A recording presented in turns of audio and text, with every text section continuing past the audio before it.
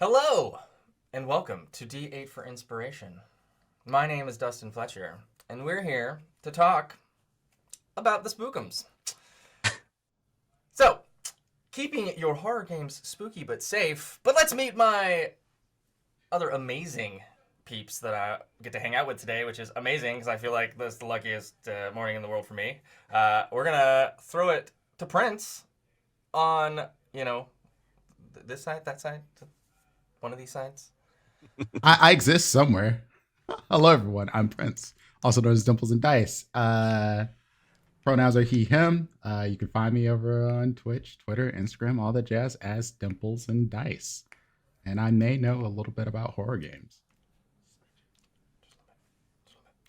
All right, we're gonna throw it to Zero on my other side. Hi, everyone. My name is Zero Reynolds, aka Xerjester, and the reason that Prince has a permanent palm imprint on his forehead. You can find me everywhere online, but mostly on Twitch throughout the week, where I am dishing out knowledge on how to make stuff and run games for TTRPGs, and now starting to run more one-shots. Pronouns he, him. And Dan. Dan Munoz, that's me. Hi. He, him. I'm the lead at Nat One Fun Productions, and I'm also the creative director at Gehenna Gaming, a horror TTRPG based company. You can find me basically everywhere at Nat One Fun. I play a Rime of the Frostmaiden campaign, and I play Running Fey Wild, which is a kind of Wild Beyond the Witchlight isekai get thrown into the world kind of situation. On Wednesdays. Wild Beyond the Witchlight in this crew. I love it. Yeah. I am he, him as well. And a little bit more about me. I am one of the co-DMs of D4. We are a long-form narrative D&D 5th edition game that is very cosmic horror and emotional, just gut-wrenching of all the fun horror goodness, but very, very cosmic horror, very body horror. So love that. But yeah, we're here to chat about talking horror games and all the fun spookiness and also what kind of goes into that when you do want to run a horror game, and how to make sure that you are telling a story that can be both nerve-wracking, build up that fear and that terror, but also at the same time make sure that your players are safe and comfortable at the table, and you're not just trying to just get reactions out of them by just throwing what's your greatest fear? I'm gonna hit you with all of your personal greatest fear over and over and over and over again. That's not fun. Mm-hmm. So that's kind of what we're gonna just sit around and talk about, and kind of hang out with all of you lovely folks out there. I should look at you in the camera here and not the monitor where I see you talking, but that just looks like I'm looking off screen to somebody. We're professionals here. Oh God. Totally. We're talking about horror, right? Not giving horror. Oh, are we not? Oh. I don't know. Porque no los dos. Okay.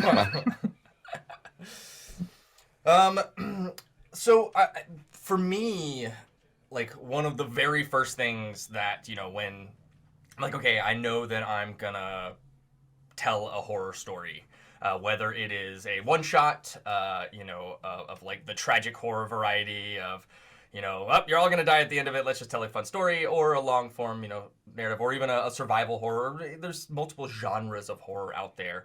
The biggest thing is to start with, your players. If you're, especially if you're not familiar with any of your players who have played with you before, and that's to get those lines and veils. That to me is the most important.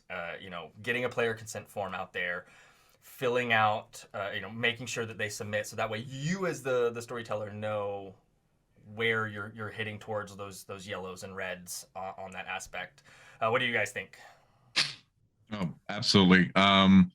When it comes to horror, I don't care how it's presented, be it books, film, TTRPGs, doesn't matter. Good horror works on two key principles.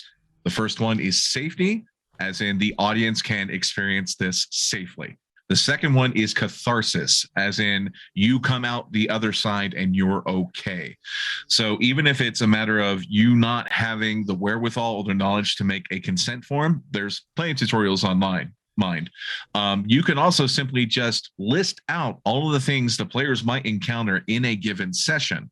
And that's not going to give anything away because they don't know the context. I can put in creepy clown, right? They don't know what context that's going to be presented in, but you'll quickly see just on the feedback that you get from the players, what's going to work, what's not, what you need to adjust. And the more lead in time you have for that, the better the game will be in the end, because it also forces you, the DM, to start thinking outside the box when someone has a hard no on an idea. Yeah, I always say just be honest.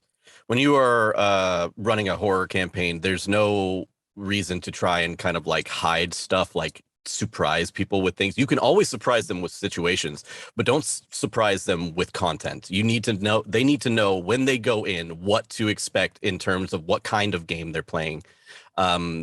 Especially if it's, you know, it dives really specifically into a certain type of horror, you know, like, you know, maybe like gaslighting, or maybe like death, like really death heavy, or maybe super space clowns or something like that. So whatever it may be, you need to talk about that before the game. You're really only doing your players an injustice if you really just kind of allude to certain things. Alluding and assuming things of your players is just a recipe for disaster.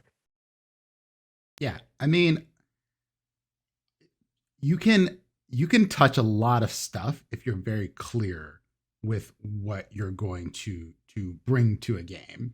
Like I have done this. My first big game that I've streamed was Vampire the Masquerade, which was a harrowing experience in itself, but I was very clear on my players, like what I'm going into. This is a dark, more of like a personal horror game. You're dealing with the horrors of yourself, but it's also based in the real world. My game was based in a world where we had the coronavirus and situations that were arising from that. And that is a horror that we're actually living. Right. And mixing that into a game and giving the players an outlet to deal with that. If I'd have just been like, I'm springing this on you in the middle of the game, I think my players would have taken it a whole different way. But I was like very clear from the outset in our lines and veils that this is going to be there. And I think to spin off of this just a little bit, if you don't mind, lines and veils can change for players over time. I've been running this game for closing in on 2 years with these players. Some of the stuff that is on their lines and veils has changed. I do a new form every time we start a new season just to make sure that we're clear on this. And that has made things change over time. And I think depending on the comfort that you have with the rest of the people at your table, especially if you're playing with people that you know, that might be different than playing with a bunch of people you don't. Go ahead, please. Kind of spinning off of that, lines and veils can form when someone didn't realize that they had it. I've seen that happen multiple times when you put a situation in front of them and put such an immersive story where they come out and go, oh no, that's a no from me. I had no idea about myself, and they learn that, and then you take that and you move forward, and you work with them to, you know, not only find a way around it, or even work with them and going, okay, I'm gonna let you know ahead of time as we start to move into something that could become a yellow for you, so that way you can take yourself out if you need to, or work together to get around it from a storyteller standpoint, so that way you still have the same feeling of the story that you're telling.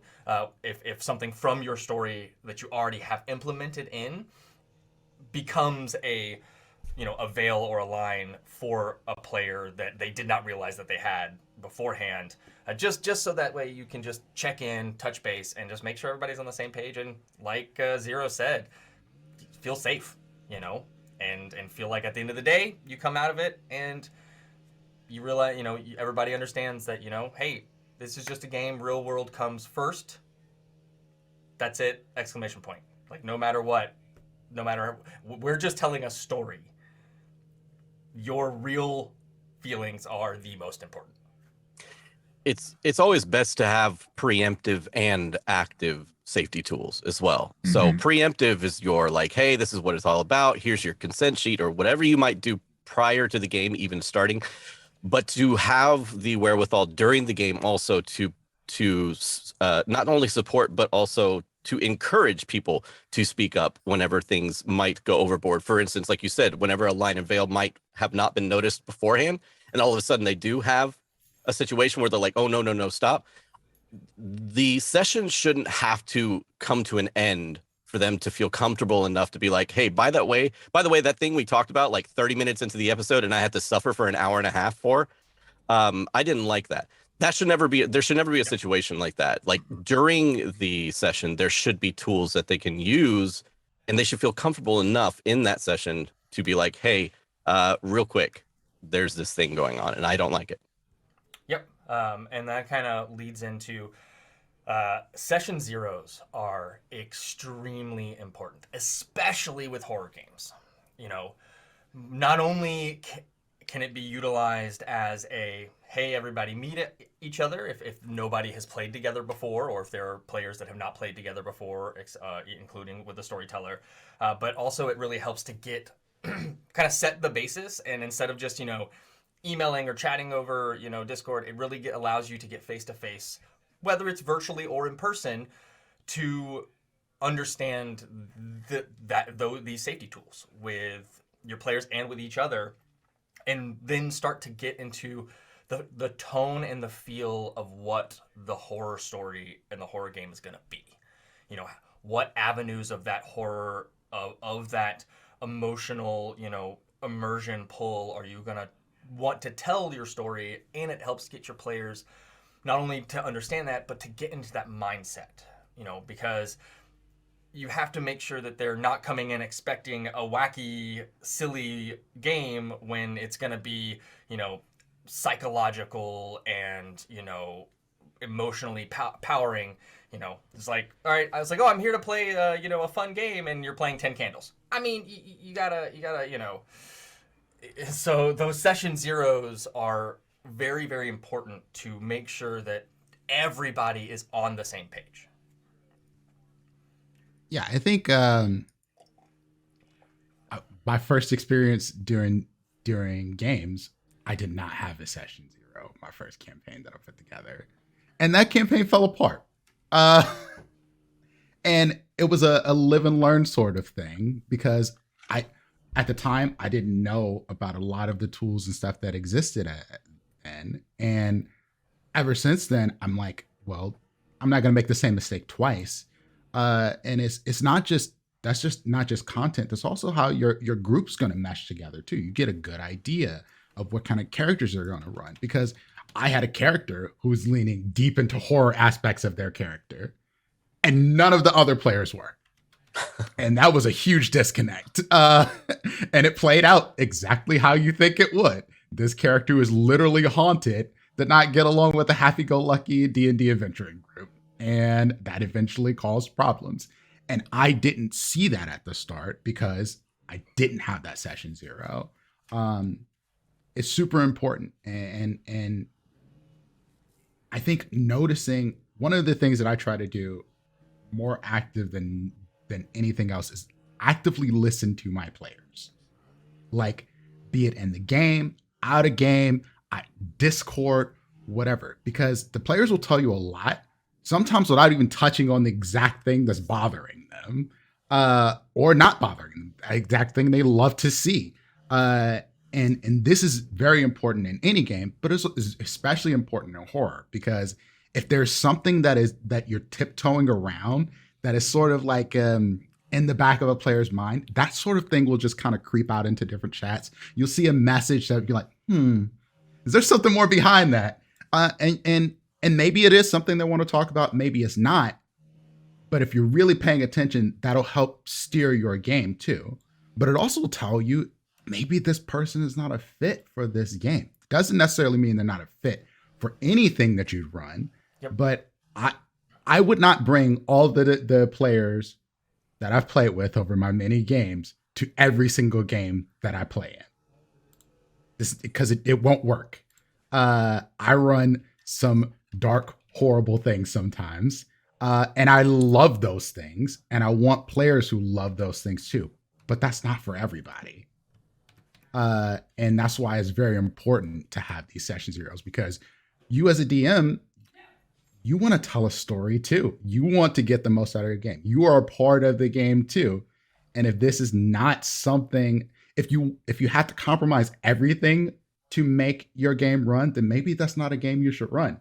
Or maybe you're not don't have the right people at the game. And just because someone is not fit for that one game doesn't mean that you or them or bad people or something like that. You got to be accepting of like, this ain't a fit for this one thing. We can link up on something else later.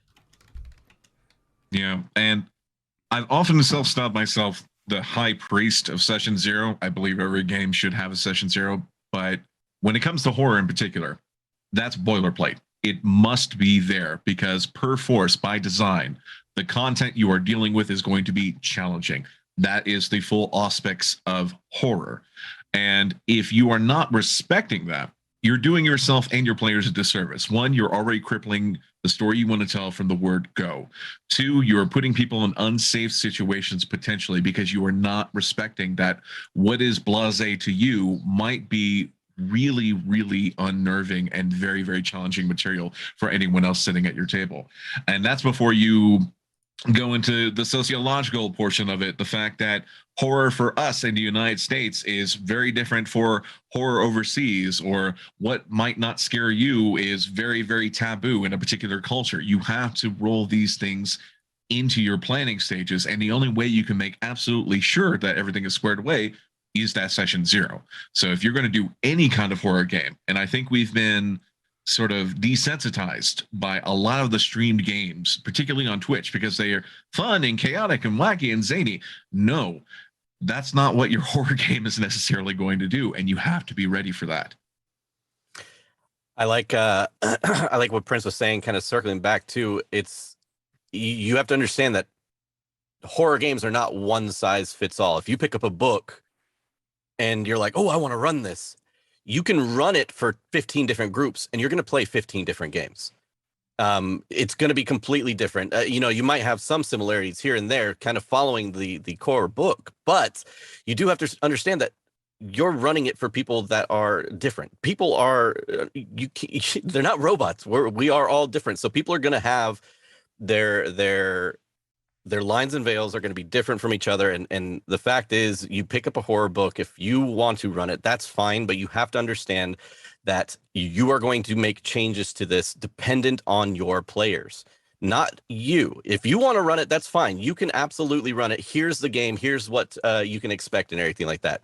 But to find people that are exactly like you, that want to run it exactly that way, you're just going to be better off finding the people that, one, can play well together, but two, honestly, that are going to have the most fun in that situation. And when you do, that's when you should really just tailor it to the group and not just your selfish ways and being like, this is how I want to play it, and this is how it's supposed to be played. This is how it's written in the book. We can't change it. That you have to understand that truly, if you're going to have the most fun, you should be tailoring to the group.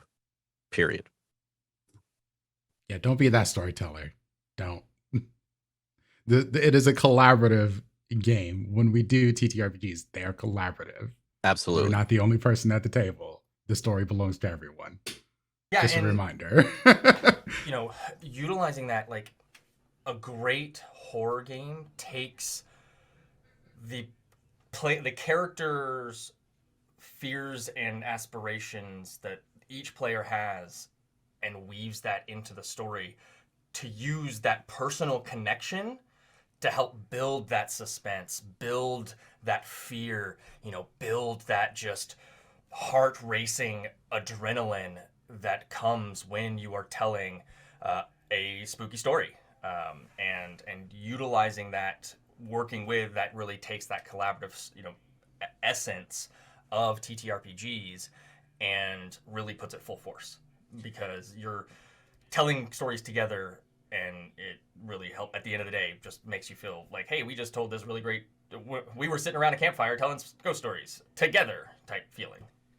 And there are some people who immediately, when they see the words lines and veils, they're like, I don't want anything to do with that. They should be able to, it's horror. They should be able to deal with it. The thing about lines and veils that a lot of people don't understand doesn't necessarily mean the second they say, like, hey, I'm scared of spiders, there are no spiders in the game. Collaboration also means talking to that player and being like, okay, spiders, what does that mean specifically for you? That means that you can tailor a situation that maybe has, a certain aspect that they might be scared of, and tailor it to that player specifically to then scare them with that thing, but not cross that line that they have very clearly drawn in the sand. Yep. So you can use the lines and veils that the entire group puts down and really dig into that to make your horror game even better. Yeah, and I mean, I'll branch off of that and say that 100% utilizing that just because that doesn't mean, oh, I'm gonna put this right here in front of you, haha. You as a storyteller have to know where the line of the line is, and not cross, because at that point you as a storyteller are tap dancing on a razor's edge, and you could fall either way and cut yourself either way. So you just have to be comfortable as a storyteller to know where that limit is and where that kind of goes. Yeah, do not conflate creativity for sadism. There's a clear fucking distinction. Yep. And so with that going in, like with the session zeros and all of that, that kind of leads into like the type of horror game you're trying to tell. Like what type of story are we trying to tell together? Is it cosmic horror? Is it body horror? Is it survival horror? A psychological horror? Is it a mix of all of the above? Strap in, and really understanding the tone of the game. Like everybody is on the same page, as I said earlier, of the tone that the game is going to be. Because like Prince said, not every game is for every player, and that's okay,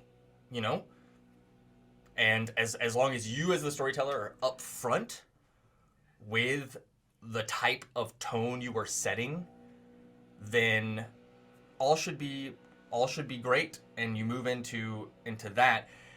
And once you get into it and you really build up that unexpected, one of the things that I love to do is I love to use audio build-ups to my horror games to have that, musical tone that just starts building up the vibe where there's nothing really happening, but the music itself is changing, so your players are like, what is happening? Or, if they come across a swarm of, insects, I have a swarm of insect sounds going in through the thing that it feels like something is crawling, kind of utilizing that to really build that up. And those are great tools as a storyteller that you can utilize to really put the horror aspect out there. So that way your players feel like they get immersed, because, at the end of the day, we want to tell a story so immersive that you forget that you're sitting at a table or in front of a computer with floating heads. I'm one to use a sound. I like to use voice mod. I definitely dropped a creepy clown on people. Some weird imp sounds, some fairies. I'll take it up a notch with some of the stuff. I'll go real dark demonic sounds. I love using sound into games, even without music. Because I don't like. I've been at tables where they're like, music distracts me, and I'm like, oh, okay. Well, then how do I still bring the aspects I want to this game? You got to get creative sometimes. So use the tools that you have, but just keep it fun for people. Like I think that's the thing that you have to make sure to not get away from. Like ultimately, we're here to have fun, even when we're doing scary, creepy, horrible stuff. I mean, I've literally had someone be made into a chair into one of my games and then shipped off to get exploded. Tsunisi and Vampire Like the you do. Masquerade. This I is was the like, sort of that's thing some, that that's some happened. Zamichi shit right there. And it was super creepy. It absolutely was. There was some Island of Dr. Moreau stuff going on in that game. But ultimately, the players walked away like, that was super creepy. I love it. I want more. And that's the thing that you want when you walk away from these situations. You don't want people to be like, please let's never do that again. Yep. Like, And sorry, go if ahead. they're doing that, then you probably weren't paying attention. Yeah. And when it comes to horror, it's like the old saying, what makes success? Location, location, location. Horror is the one genre that relies most heavily on atmosphere. There's so many tricks and tropes that you can get away with all the other genres. Horror is all about atmosphere. And even if you don't have the tools for playing music, sounds, voice mod, any of that stuff, here's a creative writing tip for y'all. All you need to do to get your players' heads in the same space is whenever you are describing something, whenever you are setting up a scene, hit all 5 senses. That will absolutely root the players in the scene. And if that description is particularly unsettling, particularly creepy, boom, you are already establishing atmosphere. And then you just run with it. Yep. 100%. One of my favorite types of horror to tell and play in is tragic horror. I love tragic horror. One of my all-time favorite games, as I mentioned earlier, is 10 Candles, because it presents the atmosphere to truly tell that tragic horror story. It is collaborative storytelling. For those of you who aren't aware, it is a game where you sit around a table with 10 candles, and as the candles go out, bad stuff happens until you're finally left with a single candle burning in a room of darkness. I still want to play that game so bad. I love 10 Candles so much. I can't wait to play another game. Someone put me in that game, please. It is incredible. It can be done online, but the true experience is in person, at the same table, in a dark room with those candles. You're burning pieces of paper, and character creation itself has a unique thing that I won't go into, but the biggest thing is that everyone records their final message. Everyone's going to die. The nature of the game is you all die because the world is ending, but you do it in a way that tells a beautiful story. And as soon as the last candle goes out and the entire room is darkness, you play those recordings. And so all you hear is the sounds of all of your fellow players telling their goodbyes. And it is such a beautiful game to tell a story to. But it is also the biggest game that will lead us into our next topic, and that is Bleed. For those of you who don't know, Bleed is not, I cut myself, I'm bleeding. It is, you are so immersed in a story that you yourself feels what your character is feeling. Whether that is happiness, sadness, fear, any type of those emotions. Some can be good. A lot of them usually set off a lot of other issues that you have, and it's okay. If you experience Bleed, for me, pushing Bleed onto a player as a storyteller is something that I strive to, in the sense of telling a story so immersive that they finally feel like they're no longer playing a character, they are living a story. The biggest thing is that how you, as a storyteller and a player, if you're playing in a game, react to that Bleed, and how you handle the aftercare and the thing. And that is, you have to check in on when you tell a horror story at the end of an episode, or even at the end of an intense scene. Yeah. An intense moment. Yeah. You have to just put a pause. Like, once the story gets to that point where it's okay to just take a break, step away from the table, do that. If your player experiences so much Bleed that they have to step away, make sure that they understand that that's okay. Take a moment. if you're telling a story for a stream, let your audience know, hey, it's okay if you got to step away. We understand. We're not telling a fun, lighthearted story. We're telling a story that could be real.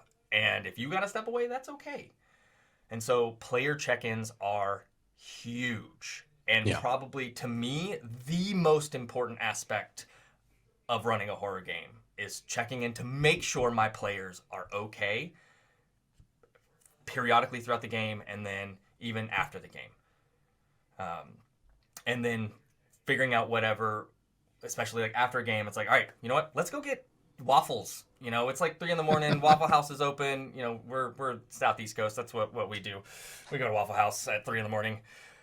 Or, you know, it's early enough. Let's go get some ice cream. Let's just chill. Let's hang out. Let's talk about lighthearted things, and let's help come down from that emotional, gut-wrenching story that we just told together.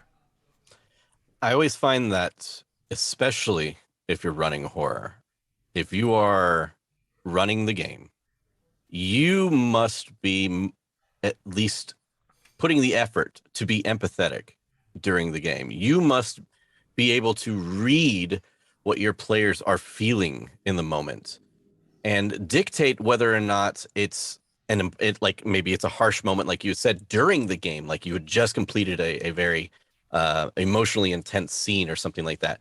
Take that moment to gauge your players and see, you know, maybe while you're describing something or like something like that, you know, don't be spacing out. Look at your players' eyes, look at their reactions, gauge who is comfortable, who is not comfortable, who may be having fun, who is not having fun. It is not just your job as the storyteller to tell your story as much as it is to make sure that everybody is okay during that time. And it's good practice to just make sure that at the end of a heavy scene or during your game, take breaks. Take breaks. There's nothing saying that you have to play an entire horror game from start to finish with no breaks whatsoever.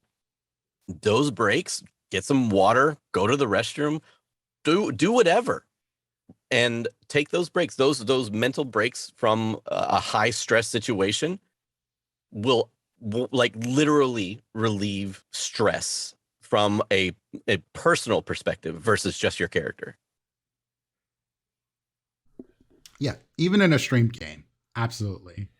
I mean, I've been in one situation where we had to call a stream after a break. It got that heavy. And it wasn't that we crossed any lines or veils or anything like that. It just was a situation came up where the players were so impacted by it that it was like, it would have been too difficult to keep the game going at that point. So we needed to step away. And I was real with the audience. I was like, hey, we need to step away from this game. This has gotten to a point where we can't continue to tell a good story. And the players needed a little bit of time. And I think a thing to remember is that everyone brings a little bit of themselves to their characters. This is why bleed happens. And this is why it is that makes things interesting, because people bring aspects of themselves to the characters they're playing. Might not be their whole person, but just a little bit of them in there. I literally was crying at a game couple weeks back, like on stream, because it was such a deep and emotional thing. It wasn't a horror game. It was just like the situation was so good. My character went out the way I wanted him to. And it was a good emotional feeling. And it had me in tears. And that's okay. That's okay. In a horror game, those moments where something big and heavy happens, it's supposed to elicit a feeling. That's the idea. That's what you're there for. And that's not a bad thing, but you do need to pay attention. You need to check in. We use our green, red, yellow cards on our stream. I talked about them at the start of the game. I talk about the audience. Yo, you can check out our YouTube videos on demand. You can step away. If this is too much for you, take a breather. Like, I want everyone to feel safe, including the people who are watching the game. And because all of that comes together, the bleed from the characters. You'll look at a character and they'll be like, wow, that person's crying on screen, or that person looks really scared. That's not bad necessarily. It can be, but it's not bad necessarily if you're paying attention to your players. Check in, use your Zoom chats, Discords, whatever. Because sometimes in the moment, a player is not thinking about that red card if something is there. Yeah. So you need to be paying attention too. And I tell the other thing I say is everyone around the table, like I try to treat everybody like they're fam. Take care of each other. Like if I'm a player, I'm still checking in on other players. Like even it might be the DMs doing it too. I don't know. It could be a private chat. I'm still checking in. You good? Everything okay? It's not crossing the line. Do you need anything? Like that's the kind of thing you should have at your tables. And it makes for a better and safer game. Yeah. And I mean, we've all seen variations on the meme, the Venn diagram between a DM and other things. In this case, particularly if you're going to be running horror, and I mean this in the most clinical way, the Venn diagram between a DM and BDSM is a damn circle. Because we talk about lines and veils, safety words. We talk about consistently checking in throughout the entire process. We can say, hey, good session at the end of it. But here's the thing, and this is something I would really, really like to see more people get out of their vocabulary, is the word aftercare. Active care. Not after, during. Always checking in, always being mindful of the players and your DM at the table if you are a player, consistently making yourself aware of what is going on around you. And that helps tremendously with any emotional overflow, any bleed, because let's face it, some of these things can dredge up real trauma, and you don't necessarily want to trigger people, right? But sometimes it will happen, even if they are comfortable with the material. Be aware of it. Check in. And then after the fact, you make sure that they're okay before they continue, or you run something else. It's okay. Make sure they know it's okay, that they're not, ruining the game. They're not messing people over. I don't care if it's streamed. Make sure they're okay. Make it okay. And I wanted to say that I appreciate each and every one of you guys talking and about the situation, because in all honesty, I think as people who stream their games online, if you out there, if you are streaming your horror game online, you need to take into account that people may be watching you.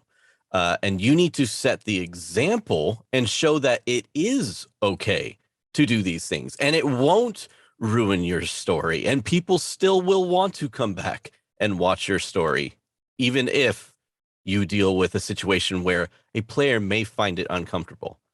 That's just the way it is, because honestly, if without people like whoever is running their game live online, without those situations, people are kind of just floating out there, just kind of like, well, I guess this is how I run my game, or how things work. But showing that it is okay to stop a game mid-game, it is okay to talk about situations that may be heavy during the moment by breaking like the story completely, by like, hey, real quick, let's break for a second. Let's talk this situation out on stream and be like, hey, this is not okay. Or like, hey, could would you mind changing it up a little bit? And watching the storyteller be like, yeah, absolutely. Okay, let's figure this out. Those situations are absolutely like necessary in terms of if you are putting yourself out there to the world. Speaking of which, the last game that you ran for me, where you presented a sentient form of Ted Danson's nipples, I was okay at the time. I'm not okay now. I'll add one more thing to this. You can't know everything. Storytellers, DMs, even other players. I have a very limited perspective. I am a cishet black dude from Cleveland, Ohio. I know what I know, right? I can't speak from the perspective of a gay man, a trans woman. I don't have all that. I can't speak from the perspective of someone from a different culture. I can only listen and pay attention. And you do your best. We are all going to mess up at some point. 100%. And I think that is incredibly important to keep in perspective. You are going to fuck up. That's our one. And that does not necessarily mean someone's going to get over it. Someone might dislike you for the rest of time. Absolutely. Because of that. And there may not be much you can do about it. And you have to be able to take that and do better the next time. Because that's all there really is to be done at that point. Because these sort of things happen. You are human. So don't be afraid to mess up, but try to avoid it. Do your best to make things the best you can. Because all of that is part of this thing. You're running a horror game. You might cross a line. It is a good chance you might do it. No matter how many lines, veils, safety tools you put in the way, you may cross a line. And you need to be able to have that conversation afterwards to say, hey, I apologize. Hey, what can I do better? These are where those check-ins matter. And you don't have to wait until after it's done. Sometimes that's the best time. Give it a day to breathe. Come back to it. But sometimes you do it at the moment.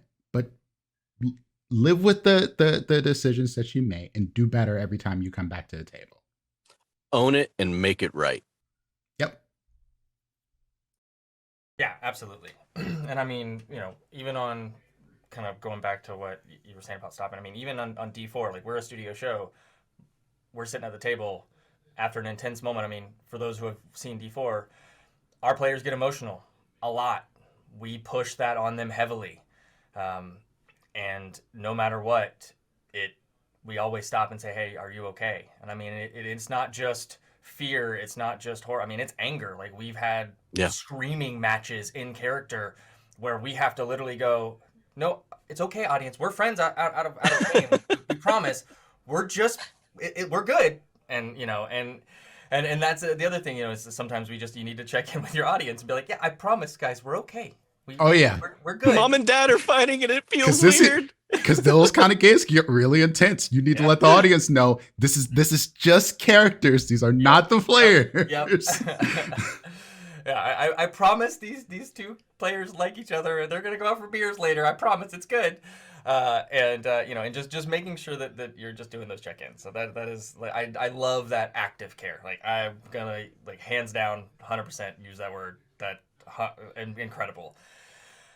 Because it is constantly just checking in and and even I may, for those who don't come in who don't know, like I have the other side of my D4 mug says players tears and it isn't for me going haha I'm gonna collect your tears. It's because I love to tell that story where no matter if it's happy tears, sad tears, emotional tears, just to where like you are so immersed, I get and it's just it's kind of like a running gag that started years ago when I was running LARPs and telling similar stories, but in a LARP aspect, and it just kind of became a running gag where I sweeten my coffee with the tears of my players, and it's not like it's not a sadistic like I'm going to make you cry. No, it's like I'm telling a story, but I'm always gonna make sure, hey, you good? You okay? I know that hit you hard. I just want to make sure you're okay after that, horrible traumatic experience I just put you through,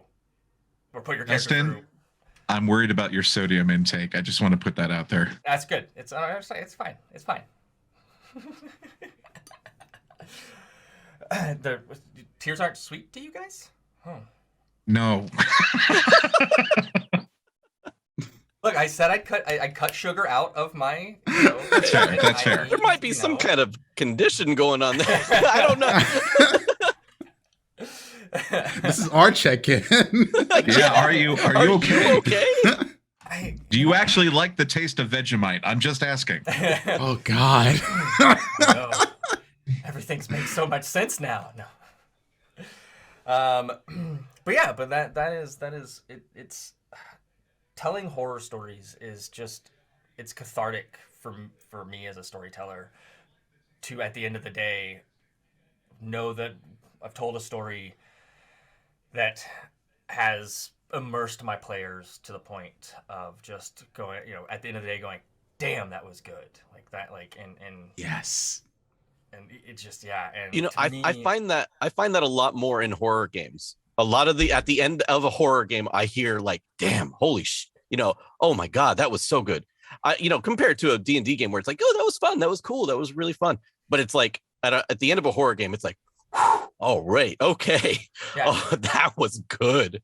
And I'll even build off of that. And telling a horror story doesn't have to always be tragic. Like, No. at the end of the story, you can work through that horror to build hope and end on a hopeful ending to where everybody wins, or those who survived move on to carry out the honor and the story of those that did not make it, so that you get that same feeling of the last 2 or 3 people walking out of the burning building as it crumbles on the whatever super awful horror aspect that you threw at your players, and they have that hope of surviving and winning. And you still can get that same immersion build up through the same way as if you were telling a tragic story. I think in horror, oh, go ahead. No, go ahead, please. I think in horror, one of the things to keep in mind is there needs to be some sort of levity, right? Like, horror is not going to always be all dark all the time, wherever. Because here's the thing, God damn, Zero.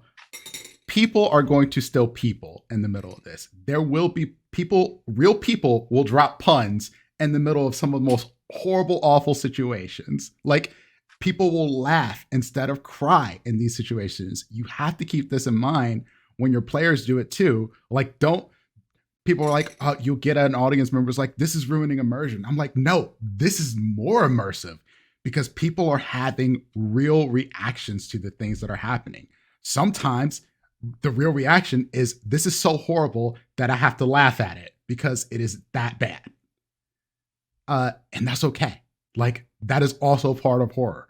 Like horror and comedy are damn near married to each other because the absurdity that happens in horror leans on the comical side sometimes, but people also lean into that too. Like, your players will lean into that too. Like, I don't know how else to deal with this other than to laugh, run, scream, or cry. Mm-hmm. So one of those reactions is going to happen, and not everyone will have the same exact reaction. And sometimes that brings in interesting character conflict. Why are you laughing at this? It's not funny. It's funny to me. Like, those sort of things are great. I love them. So don't let that ruin the experience for you. Embrace it. No, absolutely. And you have the emotional parallel. This is one of the tenets I was talking about earlier when I was talking about catharsis, because catharsis can just be an emotional release, but it can also be an aspect of hope. Our best horror movies, particularly the ones that do have survivors, it is teaching the parable. They survived this, so can I. Whatever I'm going through right now, they survived all this can't swear that much, all this nonsense, so will I. And that's important. So eschewing away from that just because you think it's too soft or too Care Bear, you're missing the point. You're missing the forest for the trees. That is such an integral part of horror. This is why it's a trope. This is why we have the final girl. This is why we have the denouement after the horrific nonsense that went down. This is why we have those people staring off into the sunset, wondering, okay, we're here. What comes next? And I think that's a crucial tool that needs to be in your toolbox for these games. 100%. And, like Prince was saying, that some people, like, they react to stressful situations with comedy. Like, that's how they cope with being terrified, is they make bad jokes and bad puns. But on the inside, they're screaming, and yeah, utilize that. Because, again, if you just have, like, hitting you with horror and horror and horror and trauma and trauma and trauma and horror, that's not fun. And by the end of it, your players and their characters are going to be numb. It's exhausting. Don't run a trauma simulator. They're going to get to the final and they're going to be like, okay, cool. What are you going to do? I've already experienced. Another person's dead. Yep. Oh my God. Yeah. You don't want that reaction. No. You don't, and it's and it's a fine line, and you have to make sure, but you have to constantly have that hope build up. You can't just hit them one after another. You just have to just. And I'll say that it also helps a little bit with bleed. I know we talked about bleed already before, but it helps a lot with bleed. Just like taking breaks during the game and everything like that. If you insert a little bit of humor, especially if you are the storyteller, and you insert a little bit of humor into it, it's like, oh, okay, maybe it's not so bad. Maybe it's not the end of the world, But, I think humor is absolutely pinnacle in making a good story, in my opinion. Be it the smallest minuscule thing in a horror campaign, but it can still make the story more dynamic than just a straight horror filled crap fest. Sure. Y'all? Sorry, go ahead. I think of Busta Rhymes kicking Michael Myers in the face, right? Oh my God, that movie. Like, it is absolutely absurd, right? Yeah. But this is the kind of thing that will happen in a horror game that you run. Like, your players will do something that is absolutely absurd and walk away from it. And you as a storyteller need to embrace that and not be like, no, I cut your leg off. No, give them their moment. Let them have this. Even if the bad guy looks a little less scary in the end, sometimes they need that to make the game more interesting. Give that to them. Like, you should have, those moments are great. They make for a better story. Are you all familiar with the term emotional priming? Yeah. For those of you watching at home who may not know this, emotional priming, if you've ever watched a Pixar movie, you've seen this in action. And it's deliberately manipulative, but it freaking works. And that is to give the audience, the reader, the viewer, the player, something that is happy, that is joyful, that is a bit silly, that is a little left of center, which makes the punch that follows hit that much harder. So if you're kind of shying away from these kind of goofy moments and that's just silly, no, own it. Congratulations. Your players have just given you ammunition. Use it. Their guard is down. Give them that lovable NPC that you can rip out from underneath them. Oh, yeah. Yeah. That one person that they are like, I will protect them with my life. I bet you will. I bet you will. Absolutely can. And I'd just like to take a moment to curse out both in our chat and in the stream chat the mentions of Up. I can't watch that movie anymore. You brought it up. You brought the movie up. I mean, you brought that up by saying a Pixar movie. I'm like, this one sets you up for that doozy right from the beginning. Right from the beginning. You're like, oh, this is so cute. No. Thank you for mentioning it. Now I want beer sausage. It's like, you want this cute animal companion in my horror campaign? Go for it. Go for it. Yeah, Go by for all it. means. But yeah, I could not agree more with that, Zero. It's just that take those moments, let their it gives them that little. This is the listening part. This is the listening part. Yeah, absolutely. The players give you so much to run with.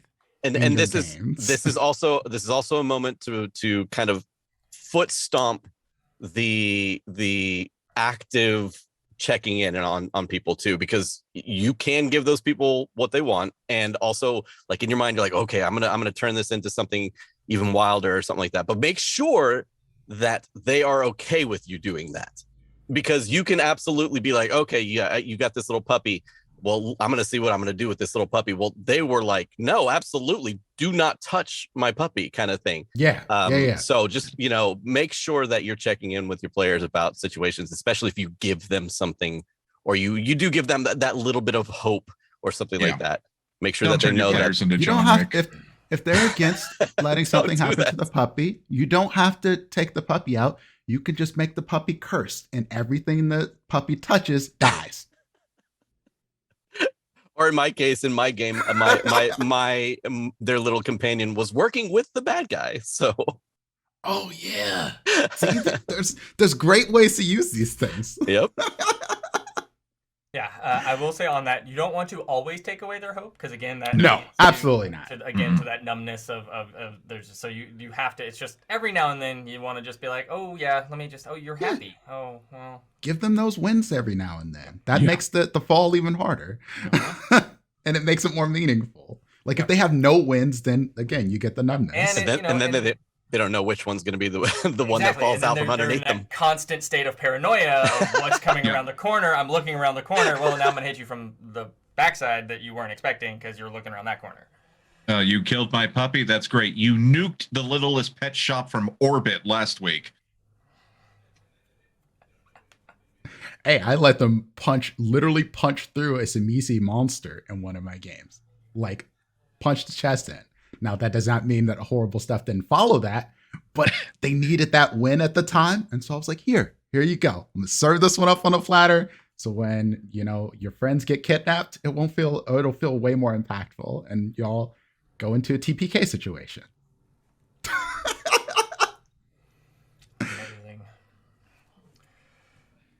I think yeah. Oh wow. Yeah, I know. Yeah. Time just kind of. I know. That was a fast time, right? Damn. Jesus. Like, oh, I like talking to you guys. I haven't got to talk to all of you before. I mean, I've talked to Zero. I get to see Zero every week. But it's been a pleasure to talk to you, Dustin, and Dan. And Zero. Y'all, I have no idea why I'm here. I've just. It's just Zero. Thank you for finding me on Craigslist again. I really appreciate that. I mean, at least you moved up from Wish. Oh, hey, there we go. Dungeon Master on Wish is a very sketchy search. I just think about it. Just let that one sit in there. Now we've talking about true horror. Your ads, your targeted ads are screwed. And on that note, hey, I think that's the perfect time to do some little outros. Let everybody know who you are, where they can find you. And you know what? That's what we call building a little hope. Fantastic. We're building hope with cursed content. Let's start on the other side. Dan. Hi, everybody. Dan Munoz here of Nat One Fun. You can catch me weekly on Saturdays. We have a Rime of the Frostmaiden campaign, and you can also catch me every other week playing Running Fey Wild, where we jump into the Wild Beyond the Witchlight campaign in an isekai form type, thrown into the situation, whatever it is. But you can also catch me on Gehenna Gaming's channel. We play Morkborg every Friday, skipping this next Friday, but every Friday we play Morkborg, having a great time in that horrible world. But it is a lot of fun. And then you can check me out on Gehenna Gaming and everything like that too. So thank you. Zero. Hey everyone, my name is Zero Reynolds, aka Xerjester, aka the Busta Rhymes kicking Michael Myers in the face that you can order on Wish. You can find me throughout the week over on my Twitch channel, where I'm dishing out information about making stuff for and running TTRPGs. You can find me tomorrow morning over on Dimples' channel, where I am playing the friend-shaped Ulfir the Strayed for Wayward Revelry, ooh woo. And beyond that, I sling a lot of free information for DMs and DMing tips over on my Twitter feed. So please check it out. And Prince. Hi, I'm Prince, also known as Dimples and Dice around the internet. That's where you can find me. Instagram, Twitch, Twitter, all that jazz. I'm a variety streamer / TTRPG streamer. I am caught in a bunch of places, doing a lot of stuff and things. Today, if you want to see even more of me, you can go see me on the season finale of Vancouver by Night, Delve into Darkness. That'll be at 6 p.m. Eastern on Vancouver by Night's channel. And then I'll be over on my sister station, Roll These 20s, where I'm the co-founder of that all BIPAC group of TTRPG players and performers. I run my own VTM campaign, Philly by Night, We are closing in on the season finale on that one. And you want to see horror? I'm bringing the pain in that show. And then as Zero said, 11 a.m. Eastern tomorrow for Wayward Revelry. They're getting into the horror part of their campaign. They just don't know it yet. Or maybe they do. They're going to go down a hole and maybe fight some rabbits. And maybe it's wabbit season or duck season. I don't know. Please tell us more Whatever. about the hole. No, not on this stat channel. Save that for mine. Mine's R to NC-17. Anyway, make sure you follow me on Twitter. There's a bunch of other stuff coming up. I'm in a Fables game coming up, Hunter, The Reckoning, and more. So keep an eye out. And I am your friendly neighborhood host, Dustin Fletcher. You can find me on Twitter at D4DustinF and across all socials with that. I'm also one of the co-DMs of D4 with my co-host and partner in crime. We constantly joke that we are one brain cell and we are Jaeger pilots, and D4 is our giant mech suit while we fight the kaiju, our players. But you can catch us every Sunday at 4 p.m. Pacific time, 7 p.m. Eastern time on twitch.tv/D4RPG. We are a long-form narrative show, horror show, and you want to see horror and tears and emotions. It's almost weekly, just about. So, other than that, I am Cirrus on ATL by night when I can make it. Due to my lovely schedule, and if you want to check out other stuff I've done, I was the game master for Day of Destiny, the Power Rangers RPG from Hasbro and Renegade Game Studios, and that is on Renegade's YouTube. But that's pretty much it. You can find me around. D4 is pretty much all I do, so check it out. And I think we're gonna raid the GR crew, who is currently live with a charity one-shot, raising money for Extra Life with the wonderful Diana D'Amico as the DM. So we're going to pop over there. So stick around for that, because I'm sure it's amazing, because Diana's amazing, and they're running an amazing thing. So thanks for hanging out with us for D8 for inspiration. Thanks for listening to us talk about the spooky times and all that fun stuff. We'll catch you next time. And love from me. Bye, everybody.